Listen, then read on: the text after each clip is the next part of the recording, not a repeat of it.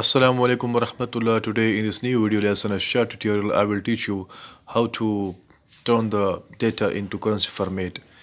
कि MXL में work करते हुए आपने किस तरह डेटा टाइप किया है टेबल में, उसको आपने कैसे जो है ना करेंसी फॉर्मेट में कन्वर्ट करना है.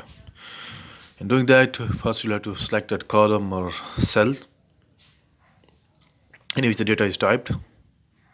First select the column or data typed in cells or columns, and then press Ctrl Shift plus $sign key from the keyboard to turn the data into currency format. जैसे ही आप Ctrl Shift plus $sign वाली की आप press करेंगे तो आपका जो data type किया हुआ एक्सेल में वो करेंसी फॉर्मेट में क्या है चेंज हो जाएगा. ठीक है, दोबारा आपको बताता हूँ किस तरह आपने करना है कि डेटा आपने टाइप किया उसको फिर सेलेक्ट कर देना है और सिलेक्शन के बाद जो है ना आपने control plus shift plus $sign वाली की जो है कीबोर्ड की मदद से वो आपने प्रेस कर देनी है तो आपका डेटा जो है करेंसी फॉर्मेट में $sign के फॉर्मेट में क्या कन्वर्ट हो जाएगा. Do subscribe the channel.